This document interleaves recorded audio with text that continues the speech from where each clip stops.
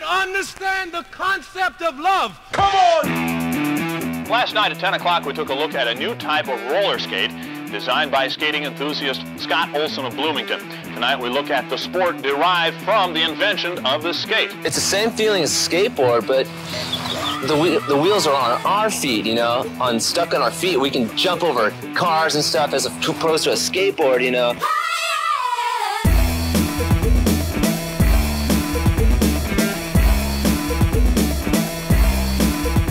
The only thing I can define it by is incredible, individual, rebel sport.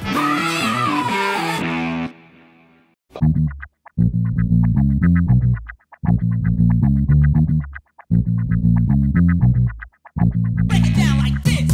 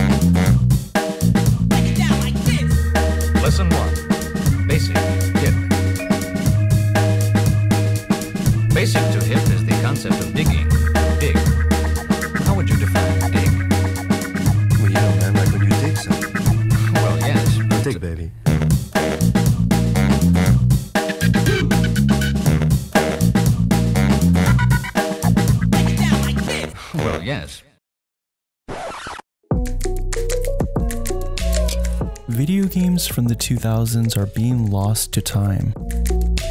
Unfortunately, this means many video games from that era have fallen between the cracks.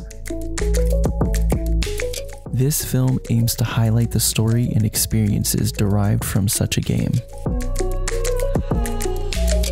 This is the untold story of Sega's estranged masterpiece, Jet Set Radio Future.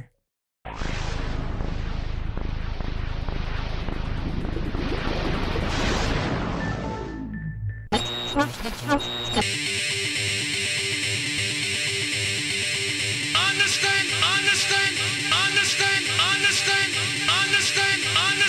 the concept of love. Understand the concept of love. Understand the concept of love.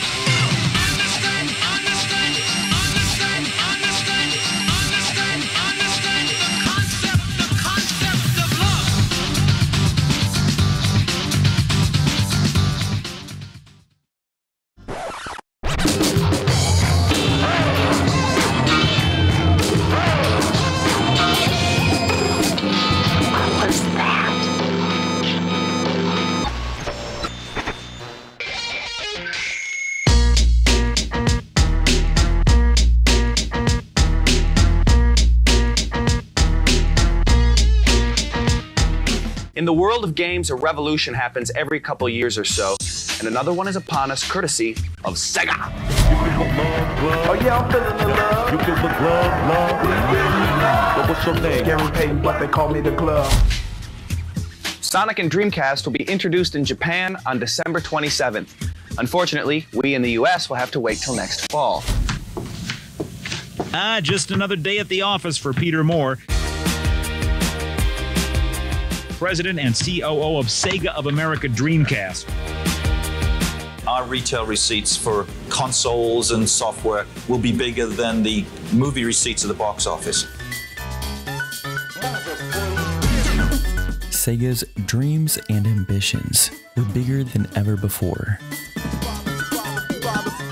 Sega was the underdog, competing in an uphill battle against two other prominent players, Nintendo and Sony.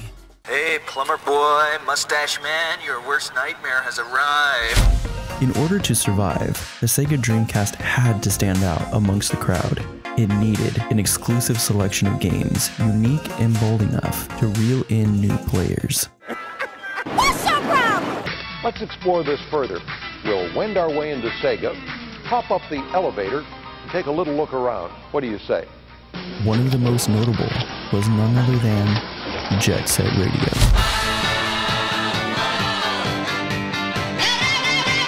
Developed by Smilebit, Jet Set Radio took Sega's underdog perspective to heart by envisioning a bright and vibrant story that emphasized the importance of free speech and self-expression.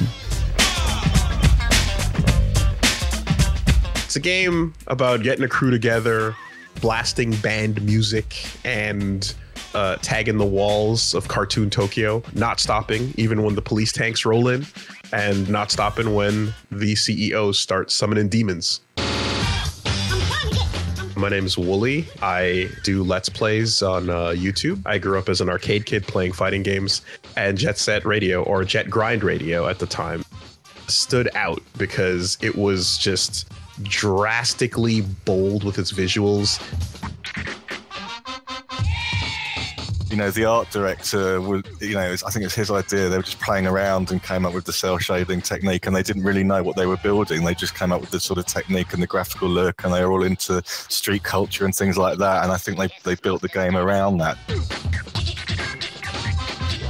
I believe back when Jet Set Radio was first coming out, it came out in Japan. When they were going to port it to America, there was some licensing issues because I believe the term Jet Set was copyrighted. Sega didn't really want to get in trouble with that, so they renamed it to Jet Grind Radio, which, you know, it makes sense given that's what you're doing for most of the game. It's a shame I couldn't use Jet Set Radio because I think that's a really, really cool name. But Jet Grind, you know, it does encompass the whole, you know, roller skating, rollerblading thing. So again, it works very well for the game. Sega's errors as a company, though, have been well documented. Its last home console flopped, and it's seen its market share plummet from more than 50% to about 1%. Can Dreamcast end Sega's nightmare? They have a lot banking on the Dreamcast. Again, they're a leap. It's sort of a leap in video game technology, and Sega's going to use this to make a comeback into the marketplace. Sadly, however interesting and unique Jet Set Radio's aesthetic may have been, it and the rest of Sega Dreamcast's wild collection of games were not enough to save the console from its imminent death. その日、セガエンタープライズ専務湯川秀和は驚くべき街の声を耳にした。セガなんてだってよな。プレステの方が面白いよな。そうなのか。なんてこった。止めてくれ。一人になりたいんだ。セガなんてだってよな。We had a crew of people who were very into being the underdog. I'll allow you to die like a warrior. Oddly enough, becoming the underdog almost galvanized us further.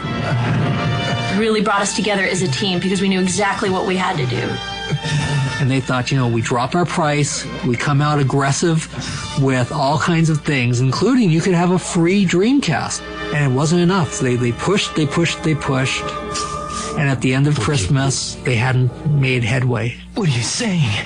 Rumors started coming out that Sega was no longer manufacturing Dreamcast. No!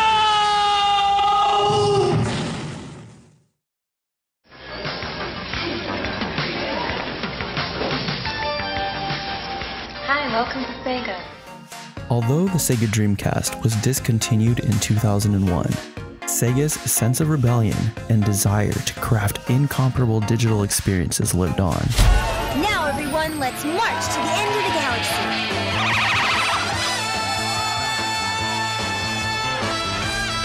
At the time, Microsoft was launching their first console and needed an engaging selection of games to reel in new players.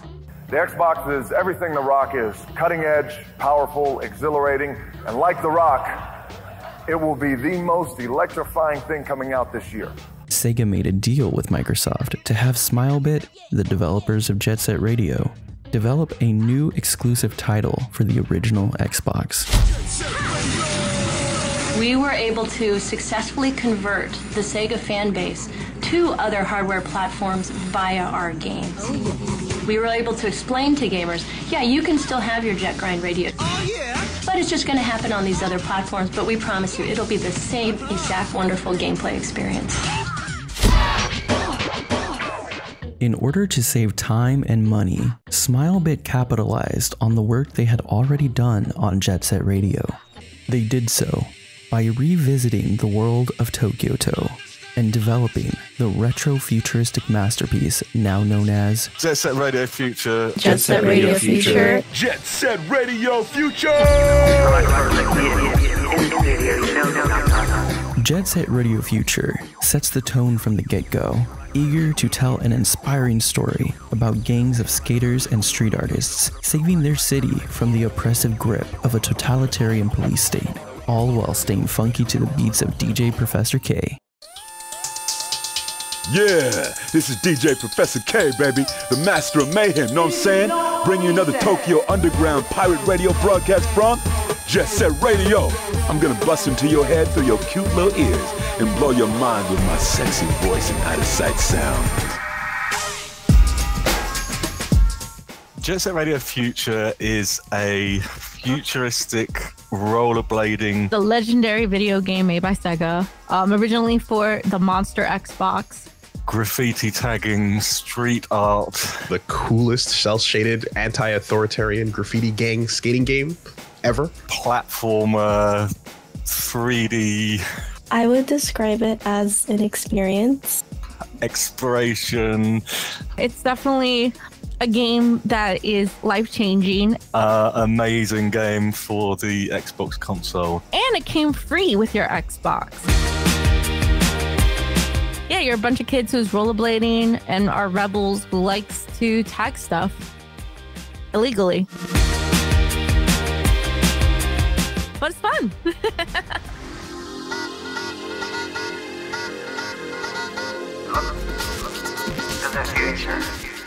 Jet Set Radio Future was not a remake of the original Jet Set Radio, nor was it a sequel. You know, when you remix something, it's not about making it better. It's about it maybe extending the life or taking it in a slightly different route. Jet Set Radio Future was an edgier, more polished take with textures more rich in detail and colors more vibrant than ever before.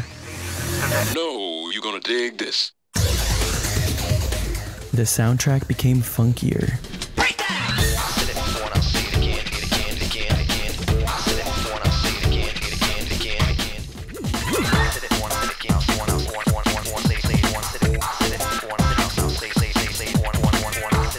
The characters grew more diverse in style and background, and the story's soul became much deeper and more vocal about the world issues it aimed to address.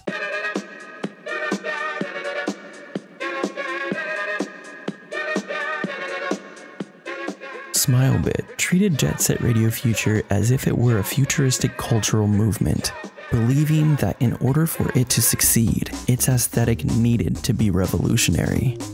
Revolutionary in the way it looked, in the way it sounded, in the way it felt, especially from the player's perspective. It's a game that really captures an essence and like a period of time.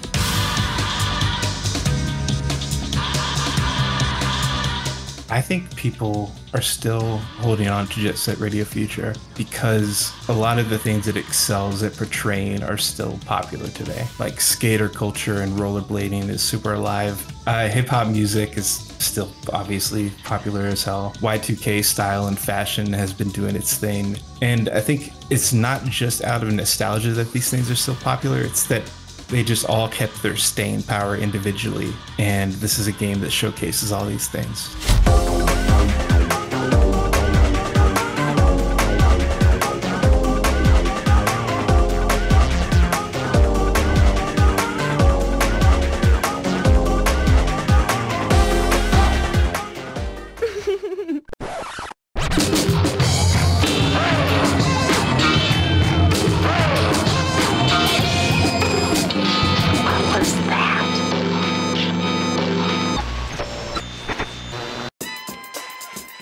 Jet Set Radio Future released in 2002.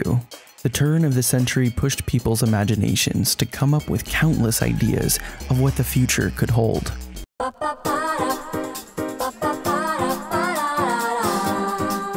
JSRF's bright citrus-colored vision of tomorrow took and blended many groundbreaking artistic elements of the past in order to create this alternative futuristic masterpiece. What is so? I don't know. With a combination of styles ranging from 1960s and 1970s funk, Funkadelic, and Japanese architecture, to 1990s hip-hop, rock, and urban scenes, JSRF creates a world of cultural elements from various decades that somehow works.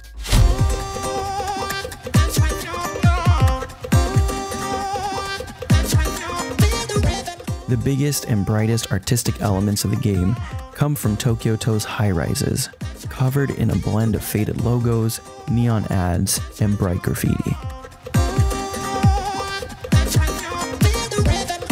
But what gives Jet Set Radio Future its visual voice is not simply the bright and colorful aspects that seem to be the loudest, but rather the exposition of that juxtaposed to the grungy, grimy, run-down textures and atmospheres that exist down below.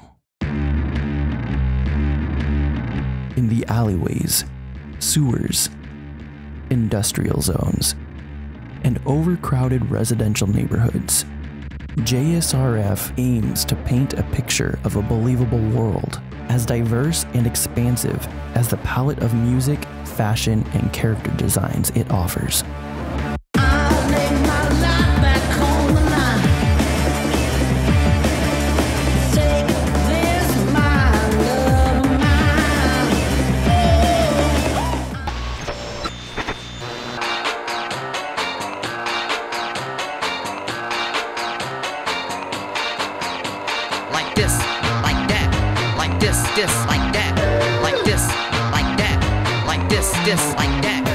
The cast of quirky characters from Jet Set Radio made a triumphant and transformative return in Jet Set Radio Future. In a few interviews before the release of Jet Set Radio Future, Smilebit insinuated that JSRF exists in a separate universe parallel to that of JSR.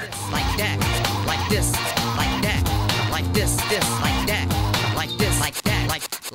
Smilebit staff also went on to say that some characters have returned and grown up since the last time players encountered them.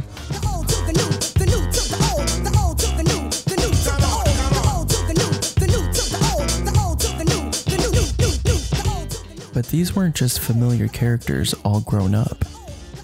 The characters in Jet Set Radio Future were reimaginings of familiar manga-like icons from Jet Set Radio, only this time they were embedded in the retro-futuristic setting of Tokyo-to. Come along, children. Now we're going to have a little music. Like old times, like old times. Look, now I'll start the melody on the organ. A place where citizens work hard, corrupt politicians and consumerism rule the land, and the fragility of peace is constantly tested by being pushed to the brink.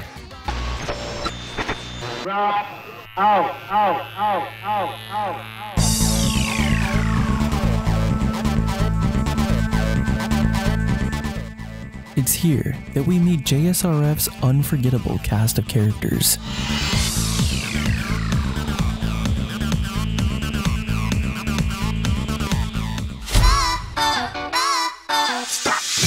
They love to skate, but they're all different. All of the characters are modeled to fit their own unique personality. It's just done so perfectly. If I had to choose one that would be my favorite character, it would have to be Cube, honestly. Realistically speaking, why I choose her is because she's the goth girl representation that's in skating communities now. My favorite character has to be Boogie, mainly because she is one of the only black female characters in the game.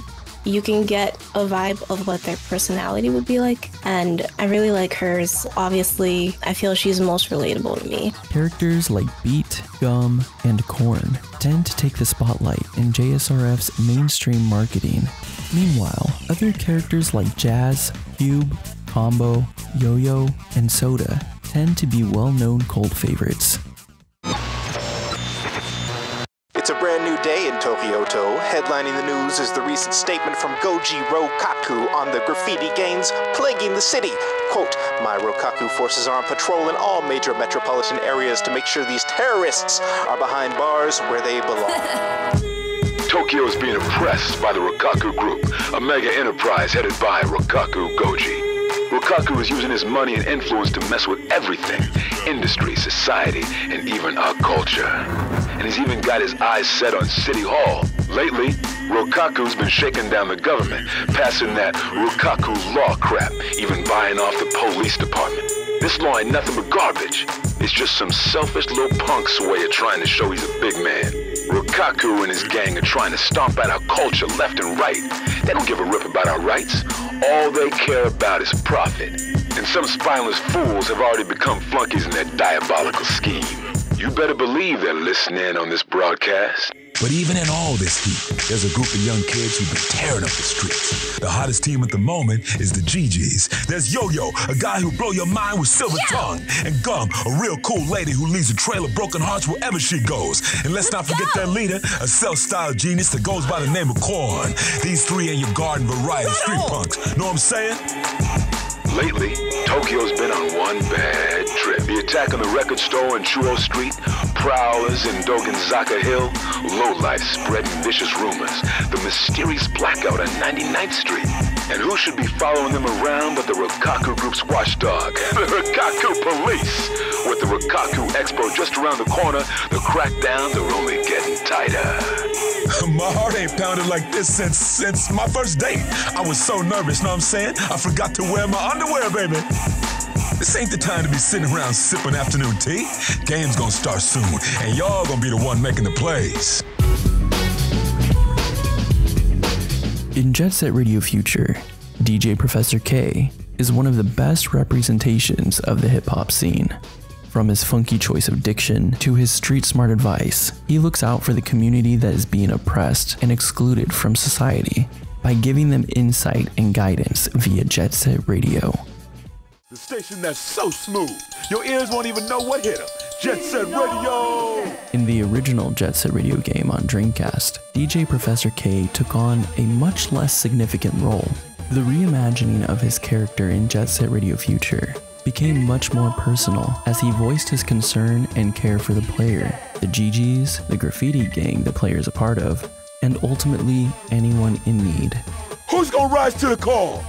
Remember, the streets don't wait for no one. Yo! At the beginning of the game, the player joins a gang called the GGs. You know, the GGs are they're the G's, like they're the heroes. If you really look at the kinds of places you go outside of the GG hideout, I see commercialism, like people really gathered up outside of stores. I see underdeveloped areas of the city that have tons of like construction going on and areas that look like they were, abandoned. The environments in the game seem to be a lot bigger and a lot more expansive than the first game, and there are so many different paths you can take. But also, as you're playing the game, you're taking in so much of the surrounding environments. Whether it's shop fronts, apartment blocks, these little kind of side alleys, these underground passages. Those kind of things are just totally unique. It really feels like there is this small little artistic scene right in the middle of Tokyo-to, and the graffiti that you're putting out, you're putting that over advertisements. You're putting that in this area that can be really devoid of life, honestly. Like, I love that the game isn't afraid to get muddy and ugly with some of its textures and have you kind of paint beauty over that. It's not long after that the player is introduced to a variety of other lively, creatively costumed gangs throughout the city of Tokyo-to. Now that's a bad decision, cause it's steadily dropping shit like a flock of pigeons. So listen as I paddle up your ear canals torrential, waters on instrumental. The game took a unique approach towards imagining comic book-like characters and stories and applying them to gang culture. Our ratios replacing those wannabes you're facing pros. Each gang identifies with specific colors. This was more than likely inspired by gang culture in both Japan and the United States during the 1990s.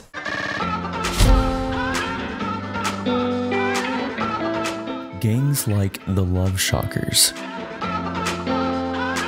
the Immortals, and Rapid 99 take to the streets to claim their turf. As the player wins friendly competitions in turf battles, members of those gangs join the player's gang, the GGs, becoming unlockable and playable characters.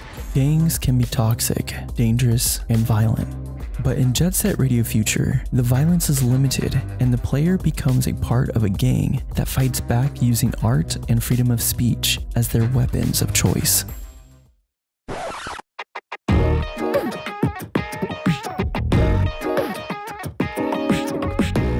Passions are something that make individuals stand out amongst the crowd.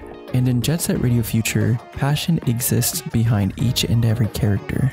Their passion and identities are expressed in a variety of ways that make them feel fully fleshed out and believable. I love you. You love me. I love you. You love me. I love you. You love me. I love you. You love me. Iconic character designs ranging from 1960s sci-fi to 2000s goth are paired with signature dance moves to match the style and individuality of each playable character.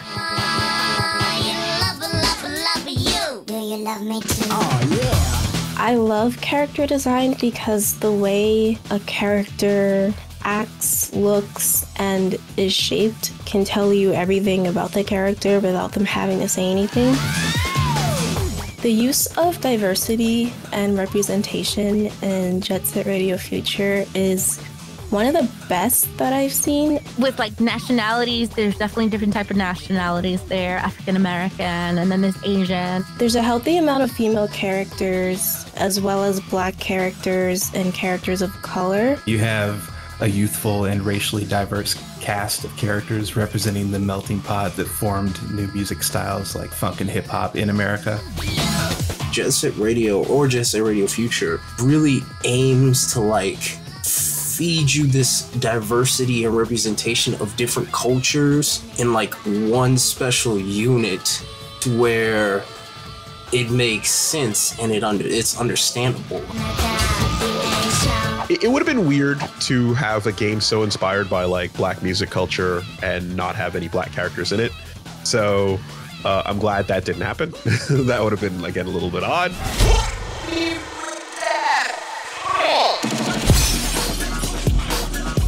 I think it's done in a way that isn't so negatively stereotypical. There's also diverse looking NPCs. There's people with different body types and different styles. It was really ahead of its time. The creators of the game didn't have a closed mind, and they use an open mind and imagination and choose different types of unique characteristics. Seeing faces, builds, and personalities as diverse as these made the fictional, globalized city of Tokyo more and more believable. Having a diverse cast of counterculture characters like this truly makes Jet Set Radio Future feel ahead of its time. I believe every character in that game, although you aren't explicitly told this in this story, is kind of undergoing their own path and having their own version of this revolution that's happening. Each character holds a unique set of stats to match their personality and style. These stats can range anywhere from the amount of graffiti cans you can hold to the stamina needed to run from the police and pull off successful skating tricks. You just want to get in trouble, do the hustle, everybody. Through every aspect of Jet Set Radio Future, Smilebit made sure to encourage free speech and creativity. The graffiti left on the walls will remind people of their inner passions. It'll burn into their minds, and the dreams of the city will be carried on through the streets.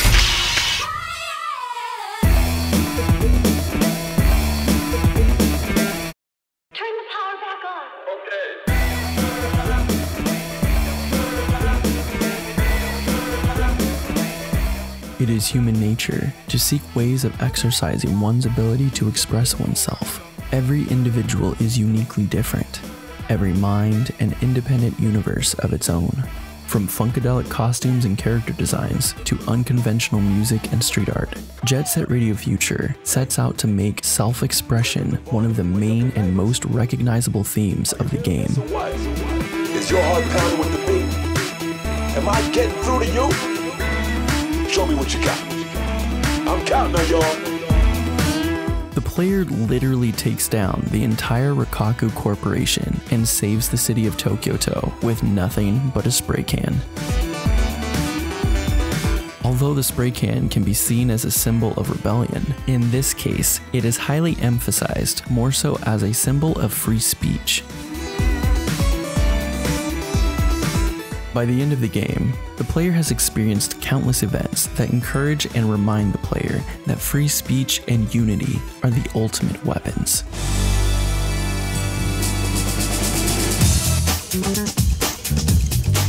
Now check out the wicked inspiration vibe.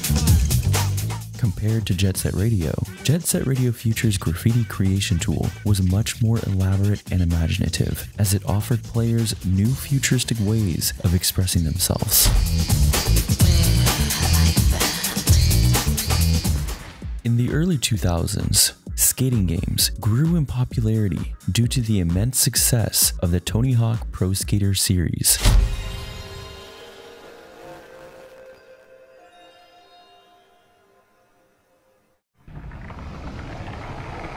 Oh, such memories.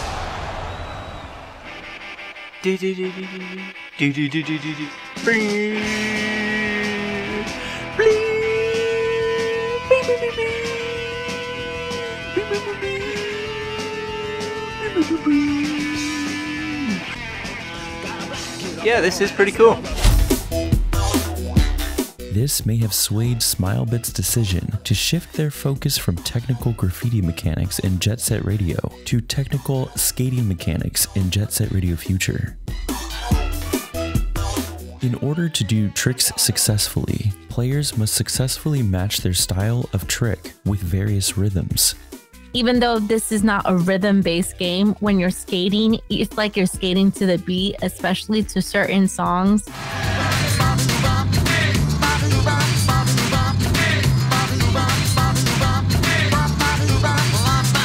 This silent mechanic amplified the importance of Jet Set Radio Future's iconic soundtrack. Suddenly, a player's success depended on their attentiveness to the beats of the music they listened to. In addition, Smilebit took the name Jet to heart as they incorporated a new critical and exhilarating feature to the game, jet boosting. Jet Set Radio.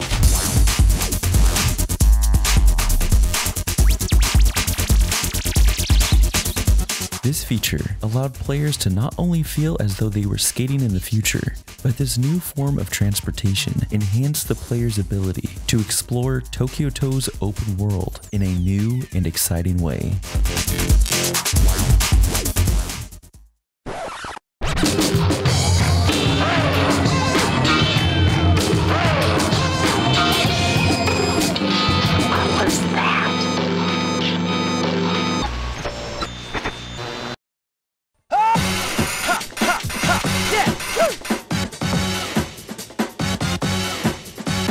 The hip-hop scene of Jet Set Radio Future paints a perfect representation of the hip-hop scene of the early 2000s and its influence on cultures across the world. At the time, artists like Eminem, Snoop Dogg, Missy Elliott, Jay-Z, and Nas were releasing some of the most impactful albums of all time. Other artists like Linkin Park released albums that did what hip-hop does best: invent new sounds and new ways of conveying the same soul of the genre. 4 elements.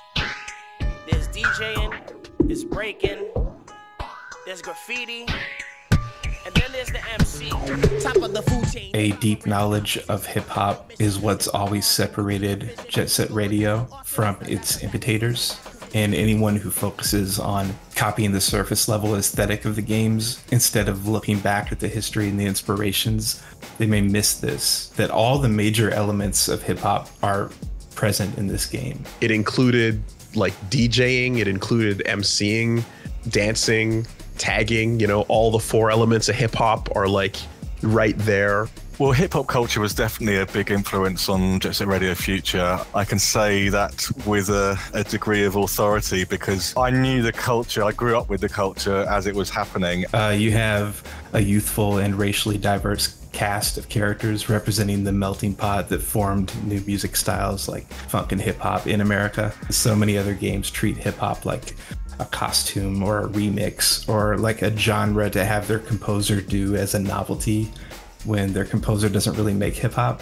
Jet Set Radio Future, however, understands that it is an entire cultural music, and if you're going to take one part of it, you need to kind of take all of it. I mean, I was in a sort of gang, but it was just a bunch of guys I used to hang around with, really. There was nothing sinister about it. We used to have dance battles and, you know, MC battles and DJ battles, which was kind of funny being a white middle-class kid from the UK, but that's what everyone was doing. That was the time. Breakout, could you do it right this time for us? Yeah, let's just rap a little bit. Let's just rap a little Breakout.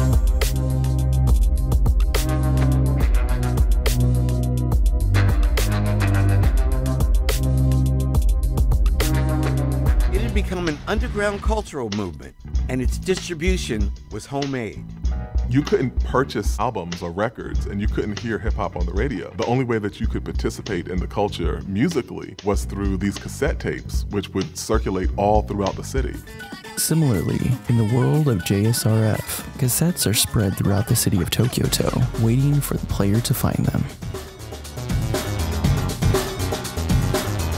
With each new mystery tape, the player unlocks new possibilities in the game. The street challenges that are unlocked help the player to see the streets and the city in a new light and from a new perspective.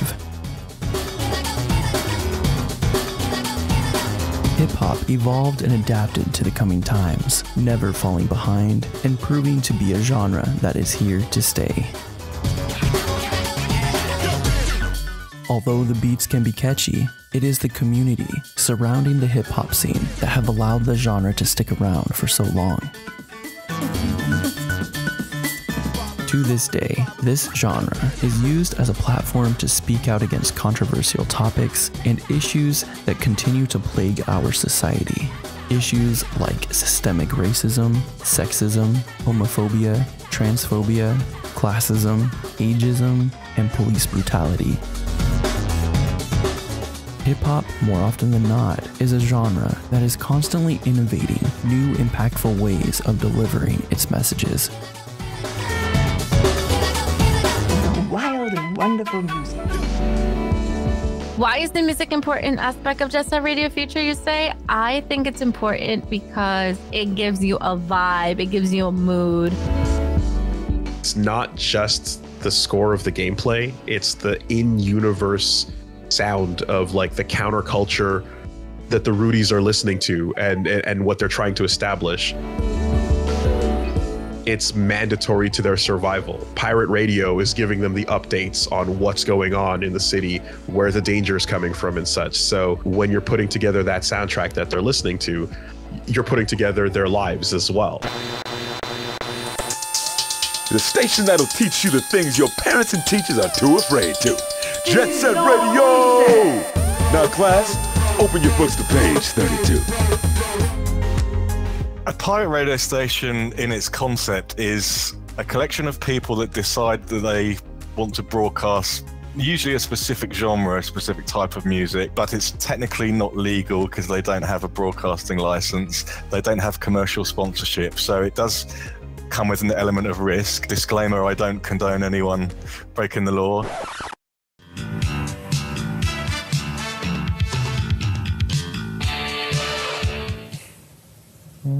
A lot of different things. There have been a couple stations, not that many. The FCC believes that all stations are on because they're frustrated DJs who just aren't good enough to get jobs, and they aren't good enough to make it in the commercial segments, so they have to resort to pirating. That's what they think, but there have been only a couple stations like that. Most of them are just people, either DJs or regular people or whatever, who have an interest in radio and they want to put on whatever they put on. Hey, hey!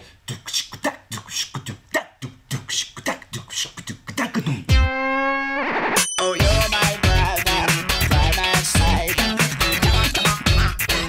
This is Hideki Naganuma, aka CEO of Funky Fresh Beats. Hideki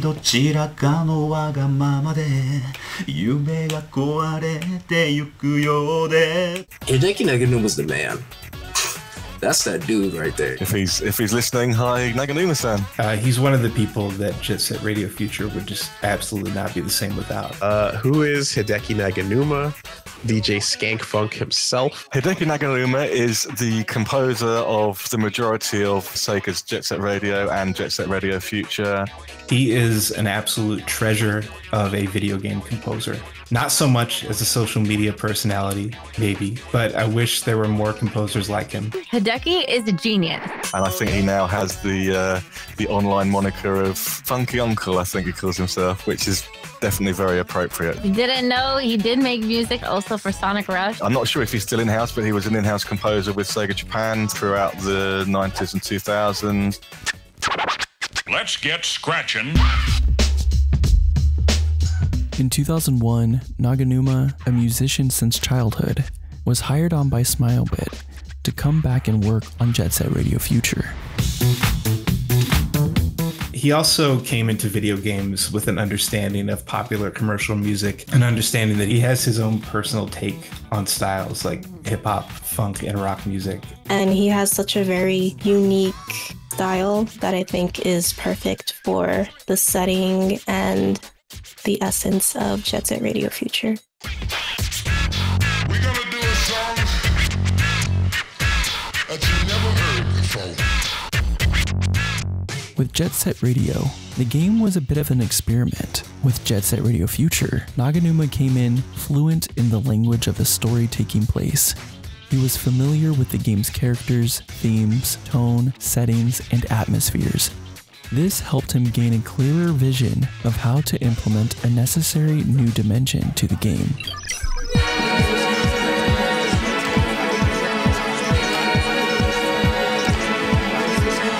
Hideki Naganuma masterfully sampled the work he had done for the original Jet Set Radio soundtrack. He then used those samples to reimagine the voices of Tokyo-to, painting them in a futuristic light, rich in funk, hip-hop, rock, and techno. His brain for just what sounds great as a beat is just all over the place. And if you take one listen to these songs, you'll realize that this guy is truly the king of samples. This collage of sounds built a bold, bright, and fun soundtrack to match the game's aesthetic. Hideki he smashed it. I mean, people love what he put together for the soundtrack.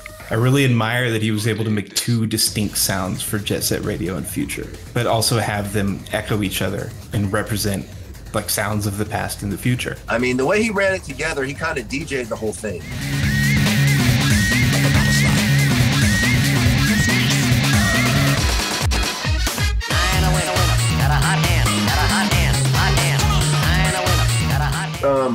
What's the funk one called? The Funky Dealer, baby. The Funky Dealer, that's my favorite one. Can we get a second take on that? Yeah. What's your favorite song off the Jet Set Radio Future? Other than my own? It's illegal to say your own. Oh, then I guess my second favorite would be Funky Dealer, baby. Funky Dealer is a masterstroke of sampling that best fits the action and the vibrance of the game. It's not just sampling to have more realistic instrument sounds. It's sampling because of the edge it gives to the production. The soundtrack was not only good, it was great. So great that it remains one of the sole reasons gamers continue coming back to this game decades later. You know, the speed, it's like, it's kind of trippy because like you hear like, guys.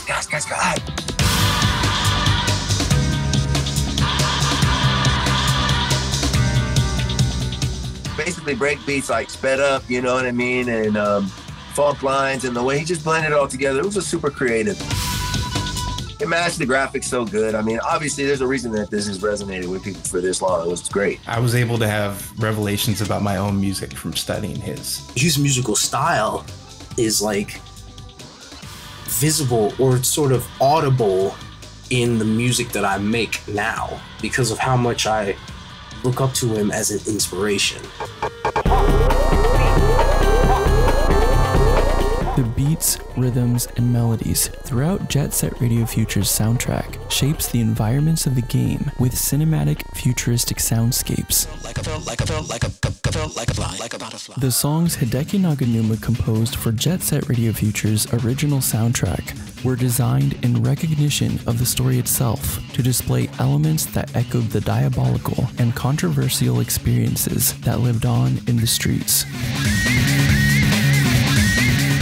These songs were composed in a way that included samples from activists like Stokely Carmichael in the song The Concept of Love.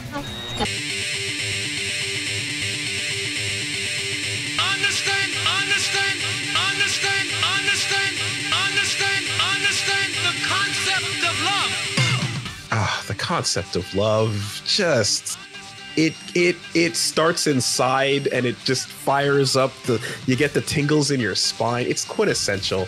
I love the concept of love. I just think it embodies everything about the game. It was the first track that Hideki played me that he was working on, and I thought it already gave the game a more futuristic sound, but keeping true to the original. This song, most recognized for being the title song of the game, samples specifically from Stokely Carmichael's speech titled Free Huey. It was here that Naganuma recognized elements of the speech that mirrored those playing out in the fictional world of Tokyo-to. Elements critical to activist movements, specifically to those fighting uphill battles for the sake of free speech, freedom, identity, and equality.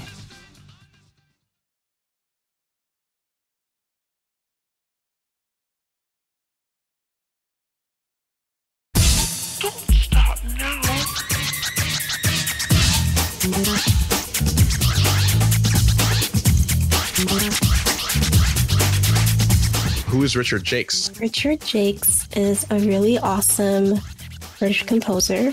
Hi, my name is Richard Jaques, and I'm a video game composer. I've been working in the industry almost 30 years.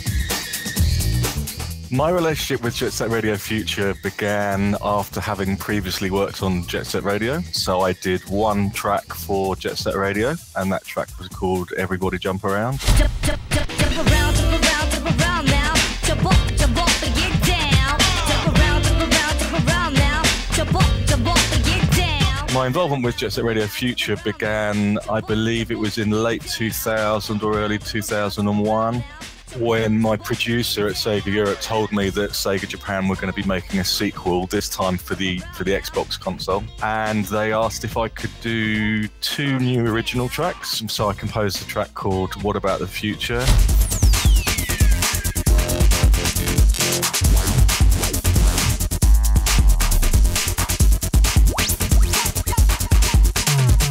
And another one called Bok Fresh.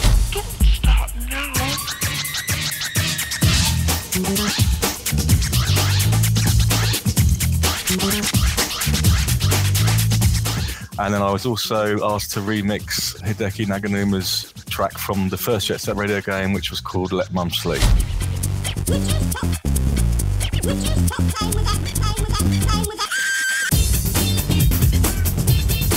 And by the way, most of the credit should go to him for sort of coming up with the overall style. In essence, I was given pretty much a free rein, especially with What About the Future. That track, I was able to make it a lot more electronic than the others, possibly, and it's a bit more sort of futuristic breaks. I have faith there is a future for us.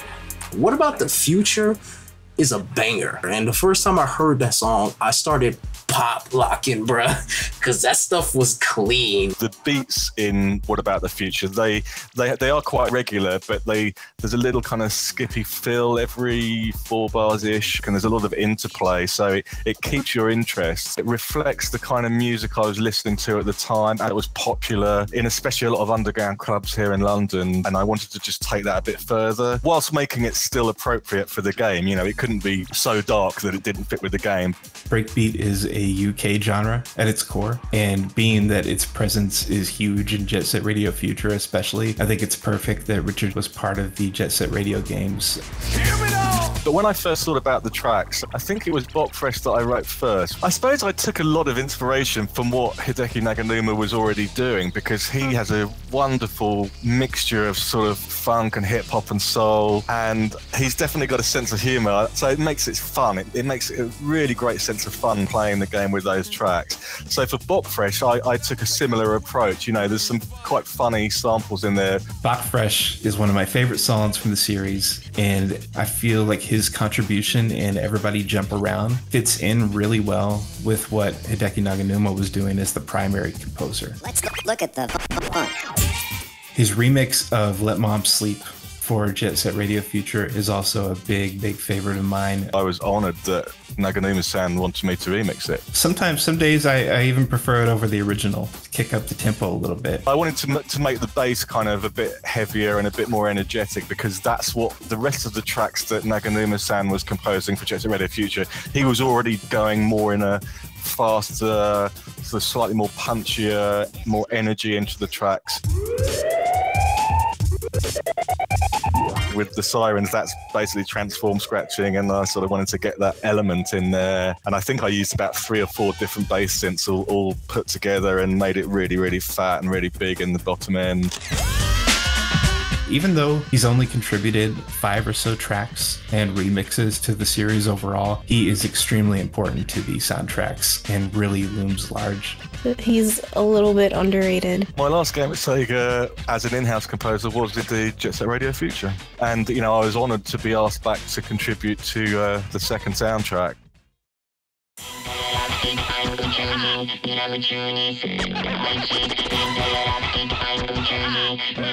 The Beastie Boys, the game-changing rap rock group, left Def Jam Recordings to create their own vanity record label, Grand Royal.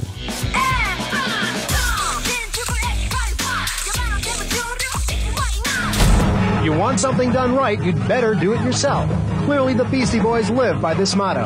Now, with their second self-produced album and new slick publication, they're one step closer to taking over the world as a burgeoning multimedia conglomerate. Simply put, it was a label by artists who were tired of the system and wanted to produce music on their own terms. It was a safe space for the bold, edgy, underground scene to be heard. Grand Royal featured artists like Scapegoat Wax, BS 2000. Alright, listen, we're BS 2000. This first song is called Sick for a Reason, and it's an anti-police brutality song, motherfuck Mayor Giuliani of New York City. Cibo Matto and the Latch Brothers, a Beastie Boys side project. One of my favorite songs ever from the soundtrack definitely has to be The Answer by the Latch Brothers. It sounds like it could go on forever, and I wouldn't be mad if it did.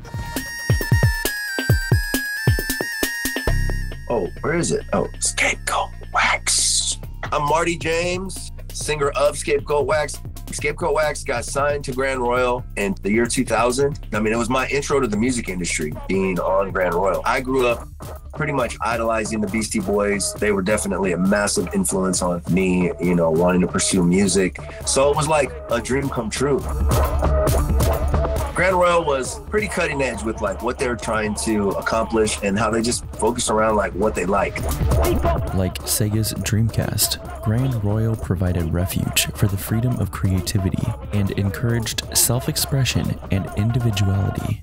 That's why I wanted to be on the label so much. It was like, these guys are artists. It's always dope having somebody that's an artist at your label who sees your vision. Record label, Grand Royal, started as an infomercial early on. That didn't work out. These friends of ours, Les Jackson, they go back a long way with us. Had their demo tape when we were on the Check Your Head tour, listened to it a lot, decided to put it out.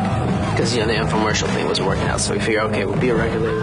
After years of accruing massive debts, Grand Royal closed its doors in 2001. Its near 10-year run not only produced and distributed game-changing music, it became the prominent voice for the underground scene it had created. You know, in the end, it kind of sucked because, like, the label went out of business.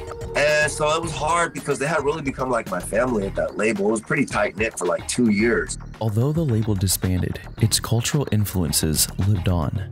Following the closure of Grand Royal, SEGA hired Grand Royal to produce original songs for Jet Set Radio Future. It's time you let your goatee go into the new dance in town.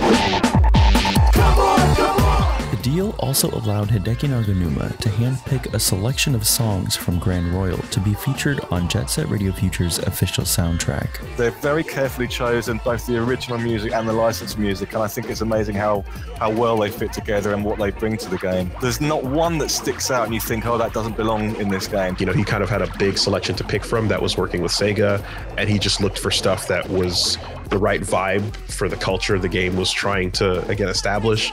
The artists featured were, in their own right, individually stylistic, away from the norm, rebellious spirits. Some of the most well-known Grand Royal tracks selected included songs like Birthday Cake by Cibo Matto,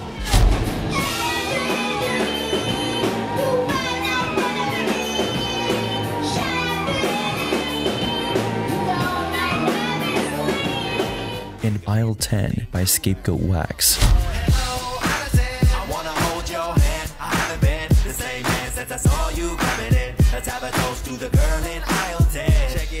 When you're skating and that kicks in and it's like, oh, we're dropping the tempo down a little bit. Then you hear, I seen you at my job. Aisle 10 is the palate cleanser. You know, between your pieces of sushi, it's a bit of that. It kind of like resets the pace before the BPM jumps back again. What really happened in a video store.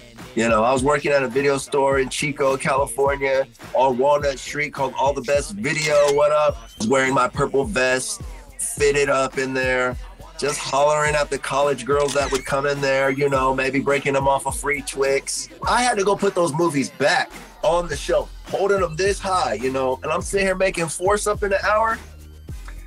I'm getting some ice cream out of this. And there really was a girl, and I really thought she was cute, and I thought this was gonna be my finesse. I actually went home and I wrote, hello, Allison, I had like just written it.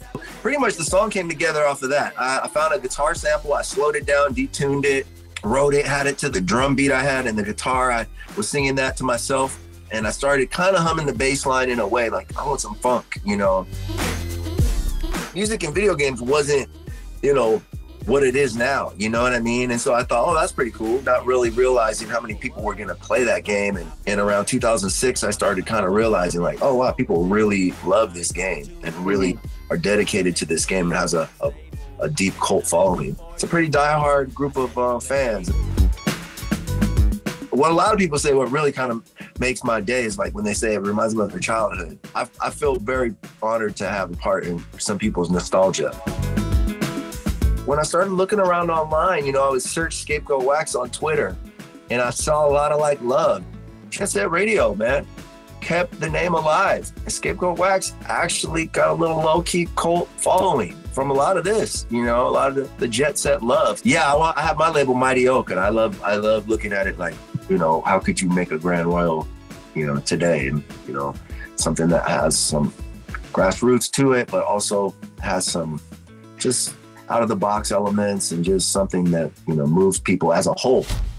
It's cold.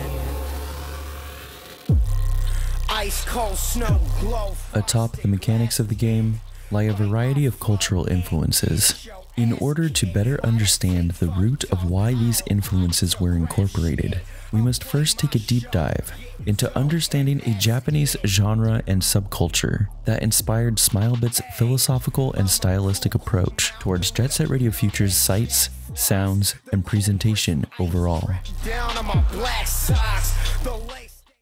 We see elements of American pop culture as very cutesy, the same way that you see ours.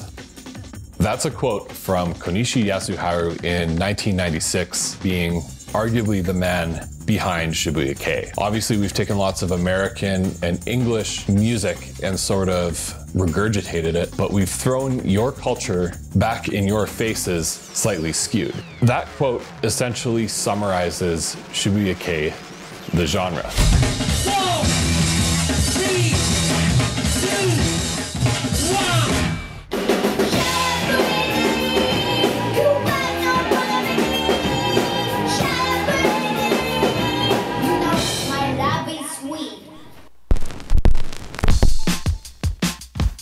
My name is Andrew. I'm a record collector, filmmaker, and music enthusiast. The 90s were this wonderful time of musical genre bending and discovering and technology and cultural changes. The Shibuya fashion and shopping district in Tokyo housed many of the world's best record stores, all of which in very close proximity, along with, of course, some of Japan's most innovative musicians. At the same time, in the early 90s, Britain had Britpop, France had French house, electronic music was just getting more and more vibrant and experimental, and this was all thanks to the early sampling and synth and production equipment and stuff like that that was becoming more and more accessible to the masses. Sampling is, in my opinion, it's very similar to how the culture has remixed the classics, how jazz remixed show tunes. You know, it's very much an ode to what came before. This was also the first time in history where you could get your hands basically on any music from anywhere in the world, no matter who you were. What you had were a lot of musical scenes where it was essentially a game of who can get their hands on the most obscure music and show it off in the most interesting way through sampling and production. For me, it stems from records, vinyl, producers, beat makers, DJs, digging through the crates, finding a loop that they love, finding something that a drum break, a sample, a stab, a horn. You know, you can sample off anything, really. You can hear something off TV, sample it in, make a beat out of it. People who think that sampling is done just because we don't want to work on music as long or skip some steps or because we don't have our own ideas, they're really missing the whole point. Some people think of it as ripping off, and in theory, I guess you could say that, but it's also reinventing what's worked before. And it's happened through music all through time. I think sampling plays a huge part in Jet Set Radio Future in all of the pieces of music that you hear, because I would guess that any drum programming would have been done in a hardware sampler. Again, this is before real software samplers were a thing. There was no VSTs, there was no plugins at this time. I love you. Sampling is a massive part of Jet Set Radio Future. It can't really be overstated. The soundtrack would be completely different. Lots of game music uses samples. Once the hardware got to a certain point, the sound chips inside consoles were being used to play back samples that composers recorded from their keyboards or imported in some other way. But that's not the way Jet Set Radio Future samples. That's not the reason it samples. It does it the same way that contemporary music of its time sampled. Sampling was a global phenomenon. Artists abroad, especially in France, for example, like Error or Daft Punk or America's Beck, were creating a very suspiciously similar style of music right around the same time. Underground communities and labels were actually quite interconnected. Shibuya-kei sort of epitomizes the concept of the referential cut and paste musical style that was becoming more and more popular at the time. Played quietly, it's like geisha girls sipping milkshake through stripy straws, and played loud, it's the Osaka earthquake.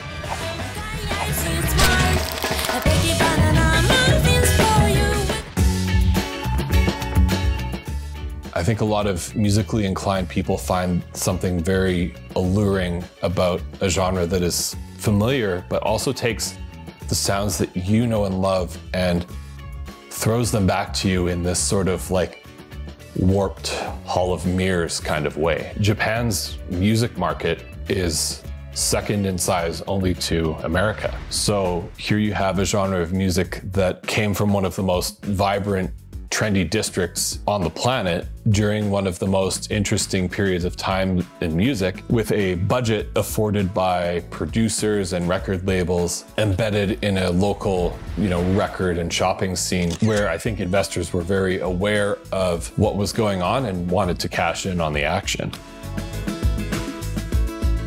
When we bring up the fact that Japan has the world's second largest music market, we should also appreciate the fact that post-war Japan, with the technological and economic boom that was happening, that's what really caused a lot of the technology that would shape the way that music sounded from, like the 70s into the 80s into the 90s. Production equipment, synths, sampling equipment, everything from the extravagant production of 80s city pop forward until today, in one way or another, influenced music trends moving into the future. But there's also another really big aspect with the way that Japan changed culturally after the war. Post-war Japan was sort of the earliest Japan really had any tolerance for westernized media. This period of time from the 50s forward until the 70s marked a big cultural shift towards personal freedoms and democracy.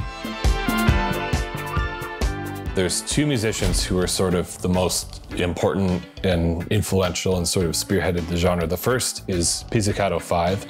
That's Konishi Yasuharu's group. It was eventually joined by Maki Nomiya, and they make essentially this like loungy, bossa nova, upbeat dance type music, which is kind of all held together by this really tight production and sampling. It's sort of like a 1960s, very kitschy kind of vibe. The second most important musician is Cornelius, or Keigo Oyamada, or Flipper's guitar in its earliest iteration. Where Keigo Oyamada and Konishi Yasuharu differed initially was that Konishi was quite a bit more inclined to make electronic-oriented dance-type music, and Keigo Oyamada was a lot more like indie pop guitar style.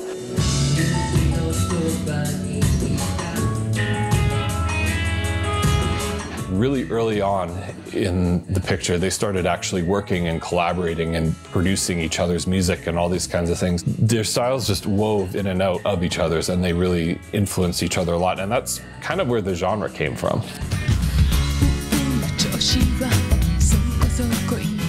There's some other really important artists in the scene as well. Toa Tei, fantastic Plastic Machine, Lamp. A lot of these musicians actually differ quite vastly in terms of sound, whether they base their style more around hip hop beats or like French pop or indie sounds or electronica or jazz or down tempo. Shibuya-kei's musical philosophy has more to do with the concept of curation and sampling, as well as sort of like nostalgia and genre bending. There's more of a unifying sensibility of stylistic exploration than there is a set of concrete rules about what is and isn't Shibuya-kei.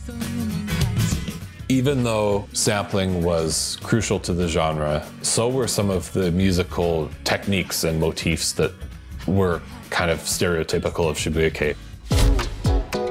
Saudade de Futura, which is the nostalgia for the future, that's like a bossa nova thing. It's just this recurring theme. Not only does it play really well into the sampling and the crate digging, but it also fit perfectly into the ironic anti-consumer kind of attitude that some people had.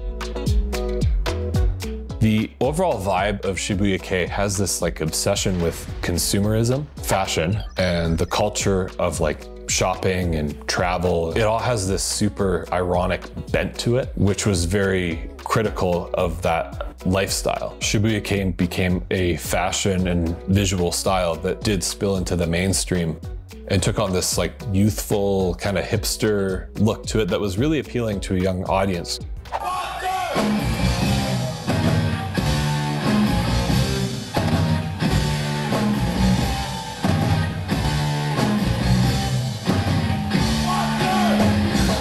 Sort of went from, you know, the end of the 80s until probably the turn of the century. And the reason that it fell out of fashion was it actually became so popular that it just sort of got absorbed by, you know, corporations. You know, once you start hearing stuff in like minivan commercials, like it's not cool anymore.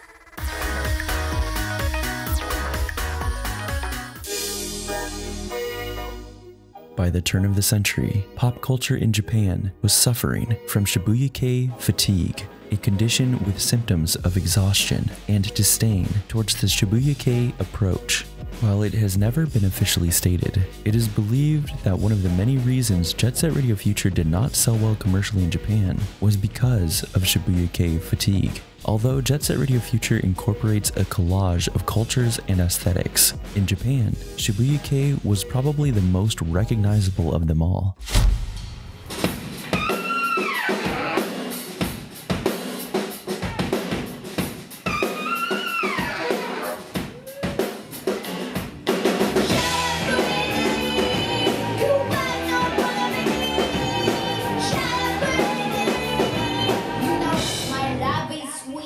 I think Hideki picked songs like Birthday Cake because it was just so weird and obscure that fits the vibe of that game. Ladies and gentlemen, Cibo Matto, everyone. Alright.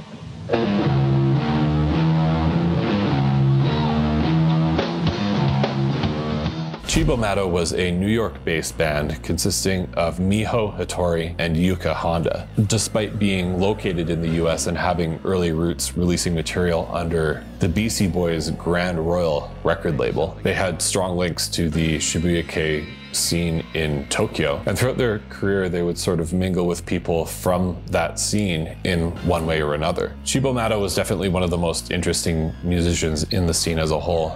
They fully embraced the attitude of experimentation and genre bending, and this was quite visible in their choice of collaborations, from working with the John Spencer Blues Explosion to briefly joining Gorillaz. They've been involved or toured with Yoko Ono, John Zorn, Sonic Youth, and Japan's own Yellow Magic Orchestra.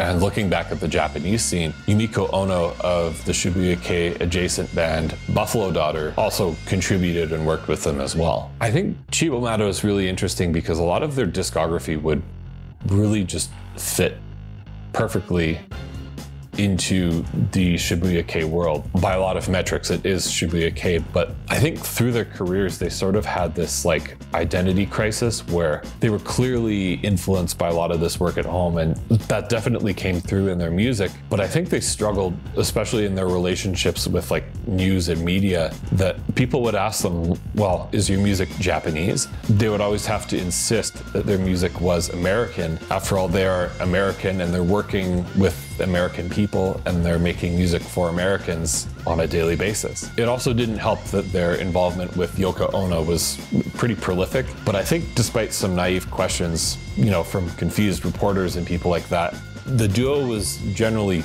pretty stoked that Americans were like embracing and buying and importing all this Japanese media. When Kay asked me to do this bit for the video, I would have probably mentally placed Cibo Matto somewhere between, you know, Cornelius or Takako Minakawa or High Posse or Halcali or and some of these artists, but out of respect for the way that they wish to identify musically and artistically and culturally, they were part of the 90s USA like Beck type indie music canon. Like that's where they live. This movement, like, yeah, it did sound a certain way in Japan, but I think this is a really interesting case of where that genre definitely spilled overseas, and it's not often so clear exactly where it came from. I think it was definitely more of a global movement than people seem to acknowledge, and it definitely wasn't just limited to Japan. In short, Cibo Matto was a 90s art pop, alt-rock, Shibuya-kei, hip-hop, experimental group with a short but intriguing discography. Although the array of character designs and funky beats in Jet Set Radio Future are often tied to hip-hop and rock scenes, they seem to be most inspired by Parliament Funkadelic.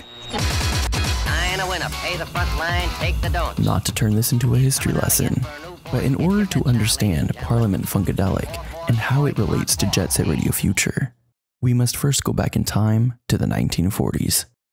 But it's over and over, oh, no. You know, a long time before I got with the Drifters, I was with the Crowns, the 5 Crowns, and we used to sing on the street corner of 8th Avenue.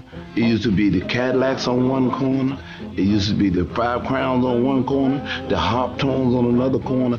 You know, you light the fire in the garbage can, and you take a little nip or something, and then you hit a little doo-wop song. Doo-wop was a new sound, a new competitive scene that took pop culture by storm. Its soft, sweet sound was a fun and bright spin on swing and jazz.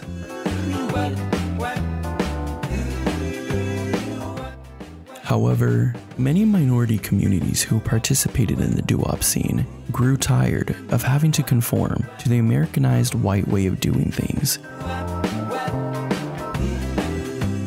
Now he's sitting there with his head hung tears falling from his eyes. On the floor he's crying, oh Willie. The Parliaments, they were more of a doo-wop type of a group. The doo-wop scene was like a competitive type of thing. You know, who had the best do, who had the prettiest suit on, and who did the funkiest steps. When you hear a lot of that early stuff, you just go, why did you ever attempt to try to fit in? Y'all were always going that way. Just give up. And eventually they were forced to give up. We couldn't keep our ties alike, couldn't keep the suits clean, hair was always undone. You realize the reality of that was really silly, especially when the hippies had just hit the scene and it was hip to be, you know, funky looking. We didn't have no whole bunch of hit records to do it anyway, so it was natural for us to become hippies. Oh, hell was breaking loose. Riots in the hood, Vietnam, LSD. The Parliaments transmutrified into a wild-ass rock group with 2 record deals under 2 different names, Parliament and Funkadelic. I think funk inspired Jet Set Radio Future, definitely for the Parliament Funkadelic influence. There's a retro future look that was very popular in funk.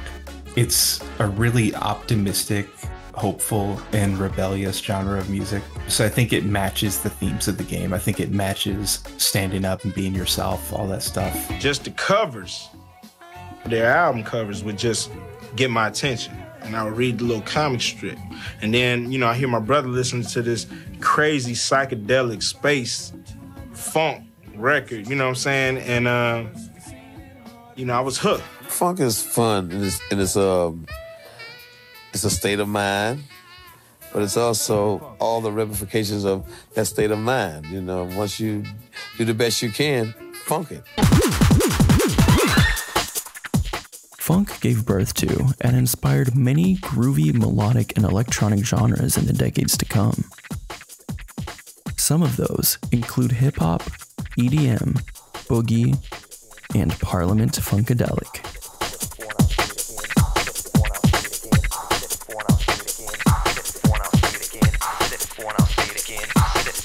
Although many of these, especially funk, helped inspire the multicultural scene of Jet Set Radio Future, it is none other than Parliament Funkadelic that inspired it the most.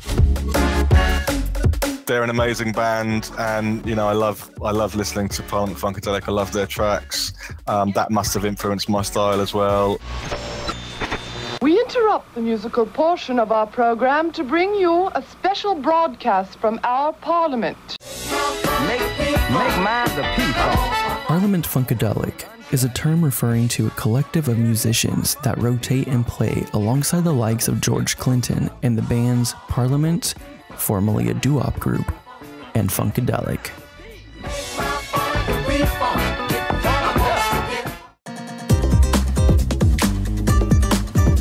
Clinton wanted to create a scene that mirrored the structure of Motown. He went on to create various bands to produce a variety of music, with each project cycling through a roster of artists that implemented themes of Afrofuturism, psychedelic rock, and funk into their musical styles. Parliament Funkadelic created a world of its own, a world constantly inventing new mythology, sounds, characters, and fashion styles. That said, it's safe to say, George Clinton set out to orchestrate a movement that was beyond music.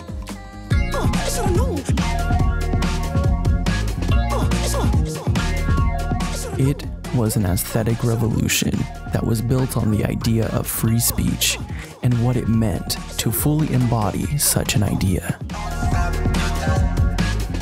The Parliament Funkadelic scene boldly embraced its wild approach to self-expression through the mediums of fashion, visual art, character design, storytelling, and music. Each working together, curating performances that exhibited outlandish, recurring characters and psychedelic concepts in science fiction plots. Parliament Funkadelic, the show was such a huge part of their act. The costumes they came up with were just absolutely amazing. I think I hear the mothership coming. Yeah. This intricate form of storytelling, at times went as far as building a life-size spaceship for performances on stage, and creating an expansive mythos of diverse characters, rich in personality and self-expression.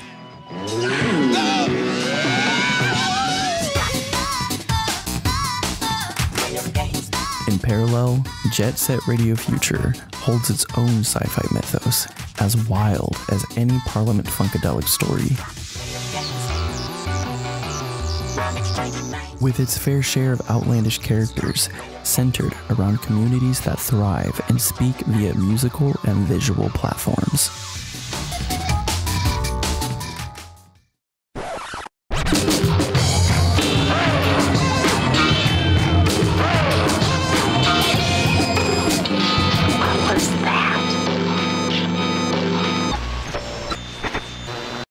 Yeah, boy, we kicking it live. Welcome to the new Jet Set Radio.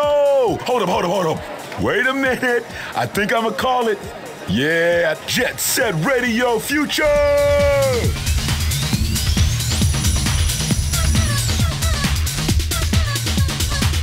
I'm gonna have to go ahead and put on my philosophy dome a little bit deeper for this one. If Jet Set Radio Future had a philosophy, I think the philosophy would be to stay authentic to yourself, no matter who disagrees or who doesn't like it. I think the philosophy would be, you are here now, you decide what the future is. If it hasn't been done before, you know, there's no reason you can't or shouldn't do it now. The philosophy behind it is kind of exploration, you know, exploring oneself as much as what's happening in the environment around you. From a young age, that game taught me to be loud and bold. You know, if you're feeling it, rock that shit. Who cares? Just go for it. Be yourself. Be unique. I wish I had a beat button, but F what people think. Literally, just forget about the haters. There's a lot of people gonna judge you and not like you for who you are or what accomplishments you make. And that's what the game shows. The art we create and the stories we tell build a universal language. They hold the power to inspire others, to wake up the soul and serve reminders of the creative powers every individual holds. How has the Jet Set Radio series inspired me? It has 100% inspired my fashion choices. Literally, without Jet Set Radio, sort of me seeing the traction that it was getting on Twitter, just even people just talking, you know, fondly about it, inspired me of like, you know what? Actually, that sounds pretty dope to kind of tap back in and make some new Scapegoat. I remember as well when I first started growing my dreads out, I saw characters like DJ Professor K and Eddie Gordo from Tekken, and I thought their hair looked fucking sick. And I was like, yeah, I kind of want to rock that style. That'd be fun. I'm just really in love with like the shading and the specific art style of the game. It's really inspired my art 1000%. I feel like it's my mission to talk about games like this and bring more light to them. I guess overall, just the creativity that you can just make something that didn't exist, to me is still just like the coolest shit ever, you know? And I think that it's important to like not lose sight of, you know, trying to express yourself. I would say that if you are inspired by Jet Set Radio Future as a creator of music, art, whatever thing you're thinking of doing, absolutely go for it. I think the spirit of Jet Set Radio Future is like a bottomless well that we can all, you know, drink from. Why is it important for Sega to produce a port or remaster of Jet Set Radio Future? Because the Steam version of Jet Set Radio from 10 years ago is only half the battle. Well, I know there's lots of, I wouldn't say conspiracy theories, but lots of theories of why they never re-released the game, because it's so popular and it has a huge cult following. I don't know whether it was to do with music licensing. I imagine that could have been fixed very easily, because an artist would normally license for a set period of time, and then they could just relicense. I'm guessing it was to do with what the game teams were doing. To Sega, please please listen to the Jet Set Radio fans. We are really strong and really passionate about it. Playing older generation console games is much harder to do these days. And hopefully, you know, there are teenagers who love Jet Set Radio now. Hopefully there will be teenagers in 20 years still loving it because of whatever resurgence happens. You think all you would have to do is make like a brightly colored game with modern music and a unique style. But there are brightly colored games with modern music and unique styles from the time that just don't hold up as well. Besides just us loyal fans, like new generations of people that play games these days deserve to have as much fun as we did, grinding, skating, bopping to the funky beats, you know what I mean? Like we had so much fun with it, and especially seeing how much it's inspired, it would be really cool to get people that are new fans on that train and then drum up hype for a return to Tokyo Toe. Jet Set Radio Future has touched and changed the lives of so many people across the world, inspiring and encouraging people to be themselves and to pursue their passions and dreams relentlessly. If there is one takeaway this game wants you to remember, love and self-expression are powerful tools that anyone can wield. Your voice is your own. It is up to you to decide how it will be used. The future is one big blank slate, yo, and it's up to you to decide what goes on in it.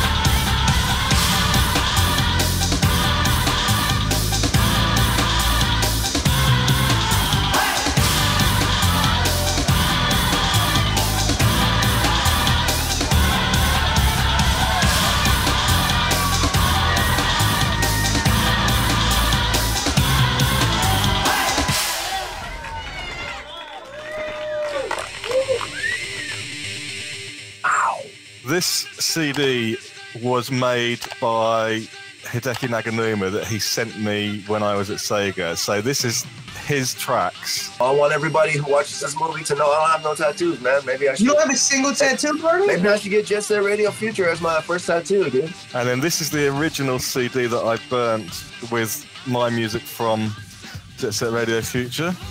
All right, next question is going to be, how would you describe the Jet Set Radio Future fan base? I could say 3 words: passionate, impatient, and disappointed.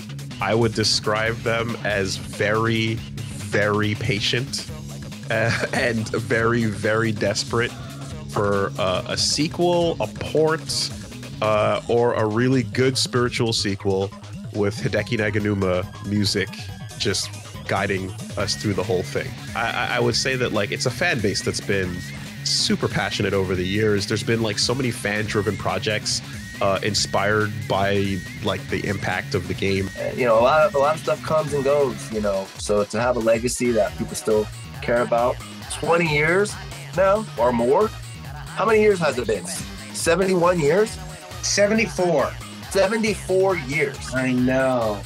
Dude, like, I can't even believe 74 years went by in what felt like 20 years. I remember, dude, when we made Out 10, there was no electricity. I was still wearing that like colonial style of hair I was saying with the curls right Do you here. still have that hair anywhere? Dude, yeah, because it was a wig. Yeah.